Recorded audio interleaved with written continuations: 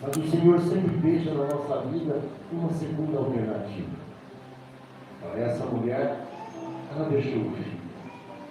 Provavelmente, toda aquela tristeza, aquela dor da perda do marido, ela transformou em alegria, tendo o filho do seu lado, transferindo para ele todos os seus sonhos, esperando que ele crescesse, que ele tivesse uma vida, que amanhã depois ele tivesse uma família e pudesse também cuidar dela.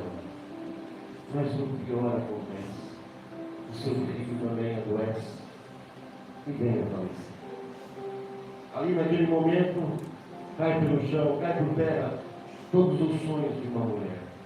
Ali cai toda a esperança que ela tinha de ser cuidada, de ser resgatada, que no final da sua vida ela fosse apoiada. Acabou a vida daquela mulher naquele momento, todo o seu esgotamento veio ali naquele momento, e ela conduzia aquele fúnebre com as pessoas carregando uma esquife que naquela época era simples, um caixão, e transportava aquilo pelo mar.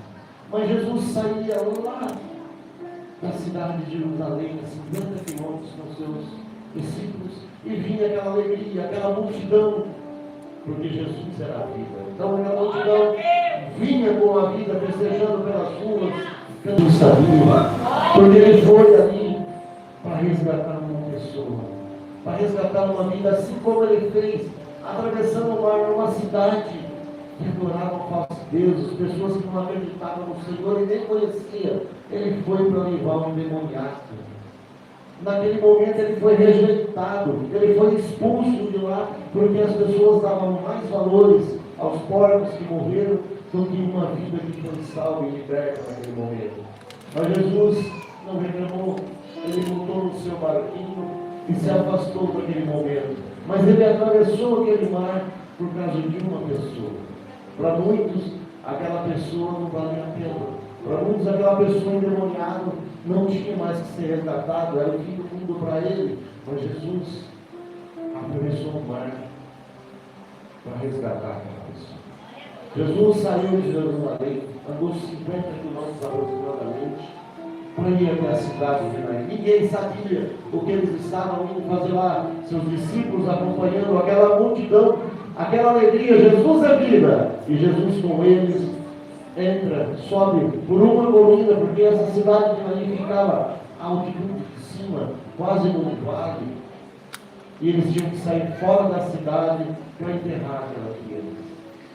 Mas no que eles estavam saindo, com aquela multidão, a morte caminhando com eles, aquela tristeza, todo aquele velório, outra multidão vinha subindo, com alegria, com vida, muita coisa acontecia. A multidão que subia não entendia por que chorava, e a multidão que descia não sabia por que sorria. A multidão que subia, o encontro entre a tristeza e a alegria, entre a vida e entre a morte, entre a salvação e a perda.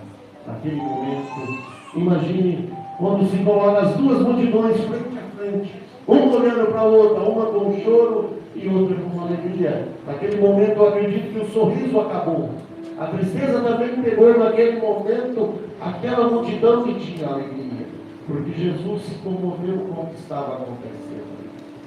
E o Senhor chegou até aquela senhora que estava sofrendo, chorando, e viu que ela não chorasse. Mas como não chorar? Como não chorar? Se aquela mulher, ela cuidou do marido, ela cuidou do filho, até naquele momento ela cuidava do velório. Existiam mulheres contratadas para chorar, que chamavam carpinteiras. Até isso ela tinha que cuidar na hora da dor dela, porque ela não tinha mais o suporte do marido, ela não tinha mais o alicerce da sua casa, o mundo estava se acabando para ela.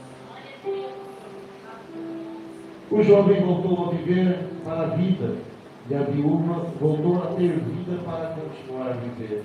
Jesus olha naquele caixão, comete um pecado naquela época, que era tocar nos mortos. Jesus toca no caixão, coloca a mão sobre o menino, chama ele de mancebo, que significa moço, levanta-te. Essa criança estava morta, deitada, foi se reconstituindo, levantou-se, sentou-se, começou a conversar.